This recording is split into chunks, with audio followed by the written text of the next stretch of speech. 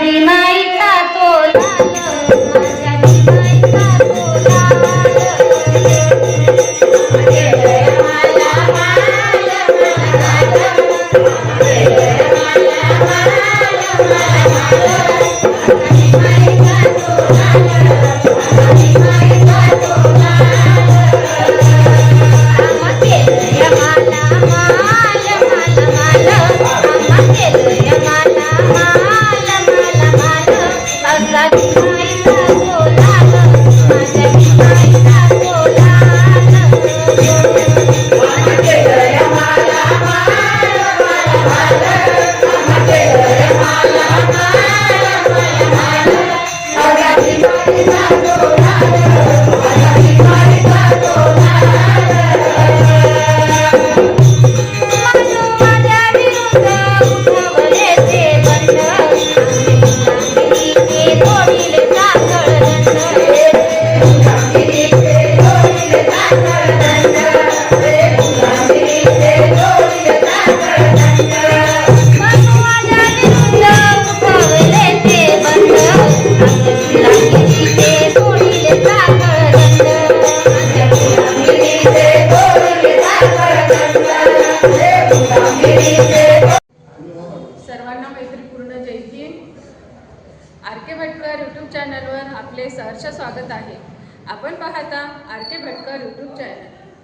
आज भारतीय बौद्ध महासभेचे यवतमाळ येथील बोधिसत्व बुद्ध विहार याचा लोकार्पण सोहळा डॉक्टर भीमराव यशवंतराव आंबेडकर यांच्या उपस्थितीत संपन्न झाला.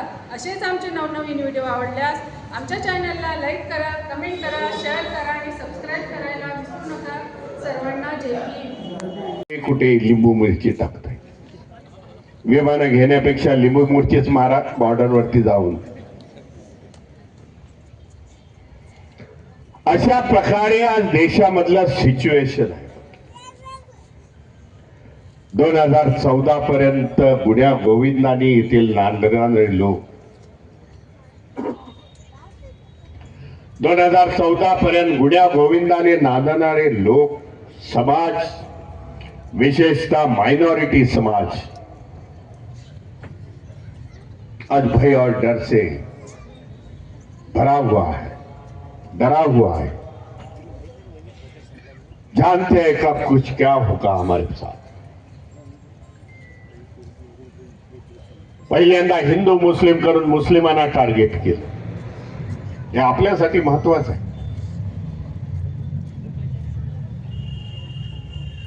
त्याच्यानंतर ख्रिश्चनांना त्याने टार्गेट केलं. आता तर बौद्धांना टार्गेट करण्याचा प्रयत्न आहे. त्यावेळी आम्ही म्हणायचो बफर आहे, तिथेच ते लोक मुस्लिमांवरती हल्ले करतात. आज संपूर्ण मायनॉरिटीवरती हल्ले करण्याचा सुरुवात केलेला आहे.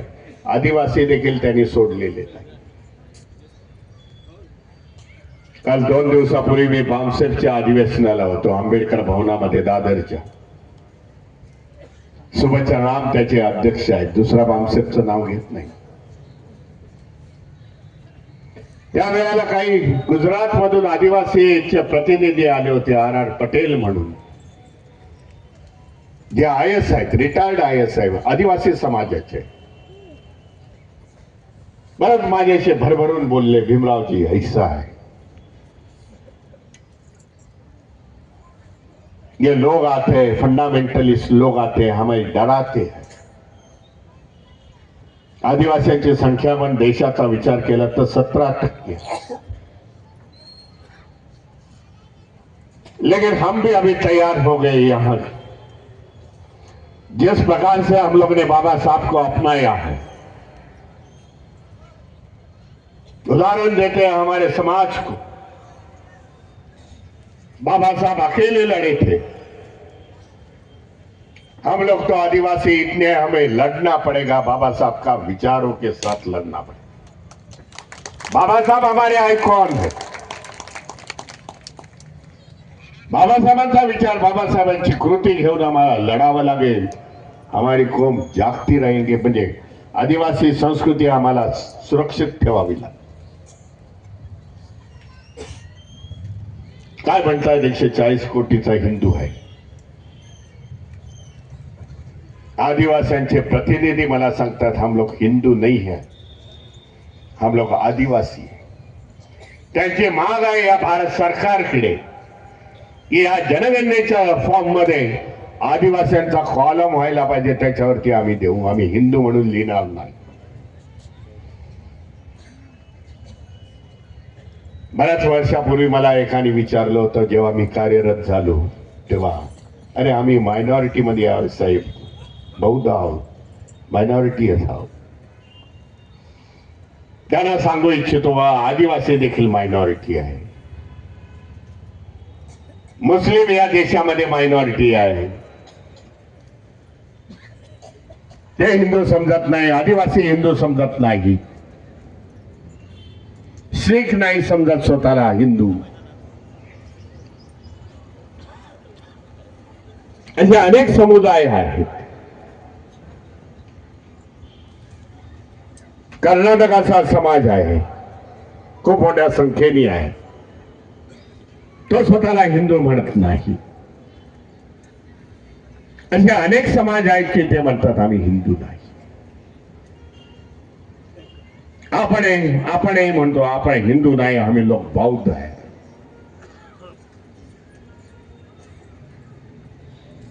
परंतु बाबासाहेबांनी जो संदेश दिलेला आहे तो आपण पाळला पाहिजे.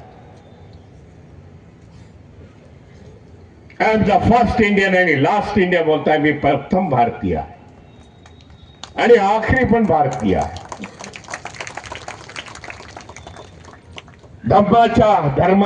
धर्माच्या जातीच्या ह्याच्या वरती जाऊन बाबासाहेब म्हणताय. त्यांनी मातृ देशाला प्रथम वंदन केलेलं आहे. प्रथम भारतीय, आखरी भारतीय. हा विचार त्यांच्या विरोधकांना सांगण्याची गरज आहे असं मी समजते. हे चुकीच्या मार्गाने आज देशाला घेऊन चाललेले आहे. त्याच्यामध्ये या देशाचं काही भलं नाही, येथील जनतेचं देखील भलं नाही. जेव्हा या देशाला स्वातंत्र्य मिळालं, जेव्हा या देशाचं पार्टिशन झालं, विभाग झाला हे भारत आणि पाकिस्तान,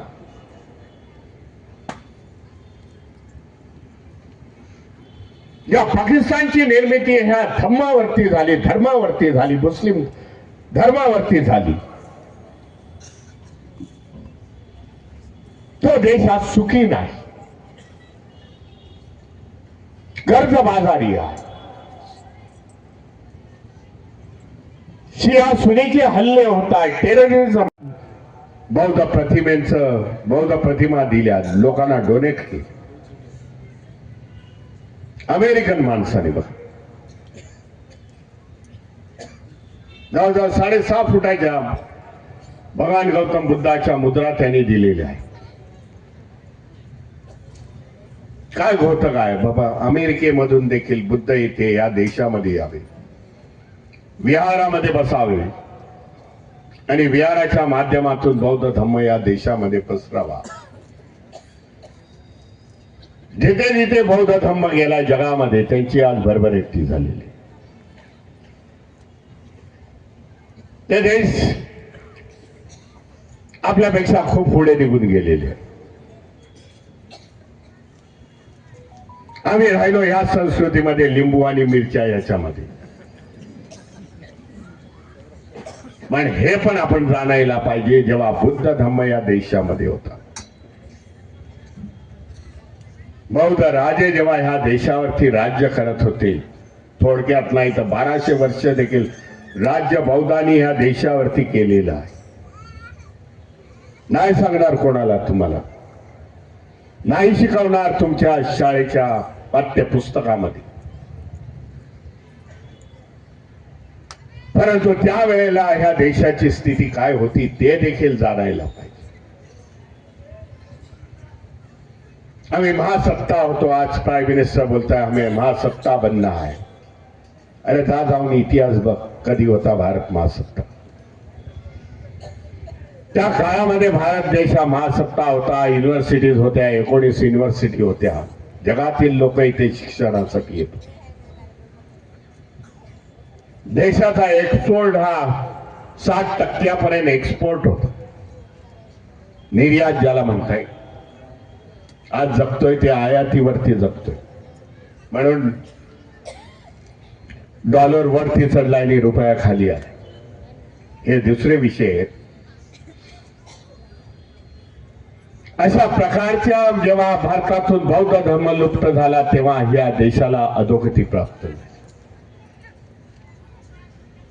बाबासाहेब यावे लागले. बाबासाहेबांनी या देशामध्ये धम्माचं पुनर्जीवन केलं, बौद्ध धम्माचं पुनर्जीवन केलं आणि धम्म आता वाढीस लागलेला आहे. काही सेन्सस मध्ये जी आकडेवारी आहे ती खोटी आकडेवारी आहे आणि म्हणून येणाऱ्या काळामध्ये आपली जबाबदारी जास्त आहे असं मी समजतो. येणाऱ्या काळामध्ये अगदी जशा संविधानाच्या बाबतीत आपण जोरात घोषणा करतो संविधान नाही बदल देंगे, तशा प्रकारची मानसिकता बनवा. येणाऱ्या मला तरी जे इन्फॉर्मेशन मिळालेली आहे, माहिती मिळालेली आहे, मार्चच्या अखेरीमध्ये ह्या निवडणुका वगैरे होत आहेत. तामिळनाडूच्या होतील, बिहारच्या वेस्ट बेंगॉलच्या होतील, अजून 2 स्टेटच्या होतील. त्याच्यानंतर सेन्सस सुरू होईल, जनगणना सुरू होईल. तेव्हा प्रत्येकाने आपल्या कॉलम मध्ये त्याचा उल्लेख करणं गरजेचं आहे. धम्माच्या कॉलम 3 की 4 आहे, त्याच्यामध्ये बौद्ध. जातीच्या कॉलम मधून ज्या जातीमधून महारामधून आलो ते महार लिहिणं, भाषेमध्ये पाली लिहिणं, हे करणं गरजेचं आहे. आता मला सांगण्यात आलं तर तुम्हाला देतो माहिती. पूर्वी फॉर्म घेऊन यायचे म्हणे, आता ते लॅपटॉप घेऊन येणार आहेत किंवा पॅड घेऊन येणार आहे. प्रत्येकाची जबाबदारी आहे बाबा, भरतोय बरोबर अधिकारी, हा आलेला अधिकारी बरोबर भरतोय की नाही हे बघणं गरजेचं आहे. कारण या व्यवस्थेला वाटत नाही की या देशामध्ये बौद्ध धर्म वाढावा. एक मानसिकता तयार झालेली आहे देशामध्ये, मग कोणाचंही सरकार.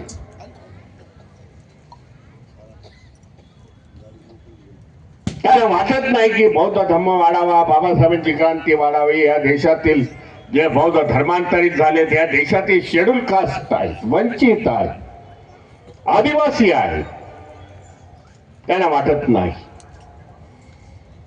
देशाने ह्या लोकांनी पुढे यावं.